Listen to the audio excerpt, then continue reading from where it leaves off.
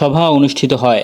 এ সময় জাতির মুক্তির সনদ 11 দফা বুধবার সন্ধ্যায় দুর্নীতি বিরোধী জাতীয় সমন্বয় কমিটির যোগদান অনুষ্ঠান এবং আলোচনা সভা অনুষ্ঠিত হয়। এ সময় জাতির মুক্তির সনদ 11 দফা দাবিকে পূর্ণ সমর্থন করে সংগঠনের সাধারণ সম্পাদক ও মুখপাত্র সারোয়ার ওয়াদুদ চৌধুরীর নিকট যোগদান করেন বিশিষ্ট মুক্তিযোদ্ধা ও শিক্ষা অনুরাগী হাফিজ আহমেদ, সিনিয়র অ্যাডভোকেট বীর মুক্তিযোদ্ধা ডক্টর জমিরুল আক্তার, সাবেক অতিরিক্ত সচিব ডক্টর আব্দুল হক তালুকদার, নারী নেত্রী সাবিনা ইয়াসমিন, অ্যাডভোকেট রেজাউল করিম, বিশিষ্ট ব্যবসায়ী জাহাঙ্গীর শিকদার এবং বিশিষ্ট সমাজকর্মী জহুরুল আলম জাবেদ সহ আরও অনেকে।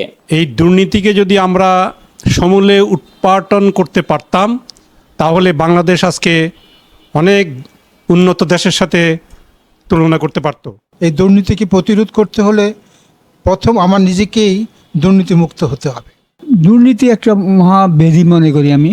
এই দুর্নীতির জন্য কোনো ভালো কাজ করা যায় না। জনগণের একমাত্র আকাঙ্ক্ষা দুর্নীতিমুক্ত বাংলাদেশ গড়তে নবাগতদের স্বাগত জানিয়ে যোগদান অনুষ্ঠানে সারোয়ার ওয়াদুদ চৌধুরী বর্তমান ও ভবিষ্যৎ প্রজন্মের জন্য বাসযোগ্য একটি নৈতিক, মানবিক, ন্যায় ও ইনসাফের কল্যাণ রাষ্ট্র প্রতিষ্ঠায় দলমত নির্বিশেষে সকল শ্রেণী পেশার দেশপ্রেমিকদের দুর্নীতি বিরোধী জাতীয় সমন্বয় কমিটির জাতির মুক্তির সনদ 11 দফা দাবির প্রতি সমর্থন জানানোর আহ্বান জানান। লাখো শহীদের রক্তে রঞ্জিত বাংলাদেশ, একটি বাংলাদেশ, তুমি জাগ্রত জনতার, সারা বিশ্বের বিস্ময়, তুমি আমার অহংকার।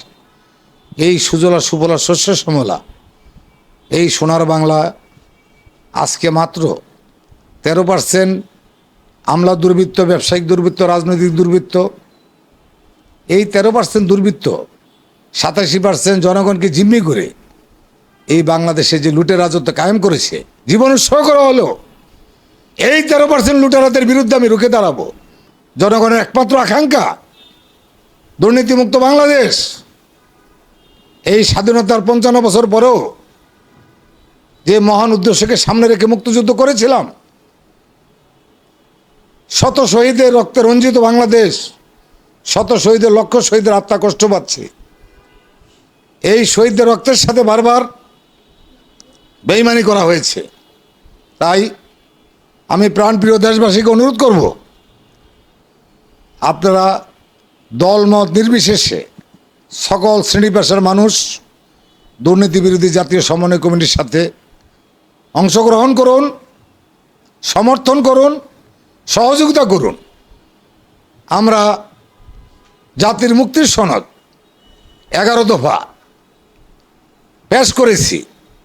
অন্তর্বর্তীকালীন সরকার আমাদের দাবিকে আমলে নেয়নি। এই সরকারের কাছেও আমরা দাবিগুলি পেশ করব।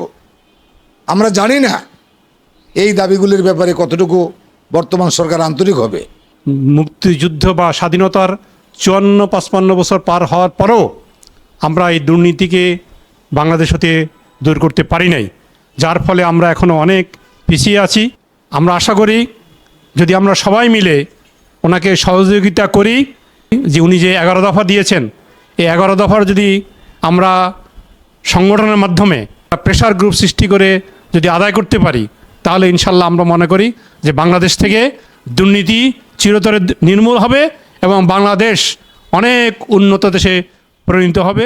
আমার পরিবার, আমার আত্মীয় স্বজন, আমার বন্ধুবান্ধব, আমার প্রতিবেশী, আমার সমাজ, আমার রাষ্ট্র দুর্নীতিমুক্ত হতে হবে। এবং দুর্নীতিমুক্ত হলে আমরা একটা আসল স্বাধীনতা এবং সার্বভৌমত্বকে আমরা ভোগ করতে পারবো। এবং আমরা এই দেশটি এক সময় যে সুজলা সুফলা বাংলাদেশ ছিল, সেই সুজলা সুফলা বাংলাদেশ আমরা ফিরে পাবো, সোনার বাংলা ফিরে পাবো এবং আমরা একটা উন্নত দেশের দিকে ধাবিত হতে পারবো। আপনাদের অনুরোধ করব, আমরা যারা এই সংগঠন করতে আমরা এসেছি, আমাদের প্রথম উদ্দেশ্য হবে দুর্নীতিমুক্ত হতে হবে।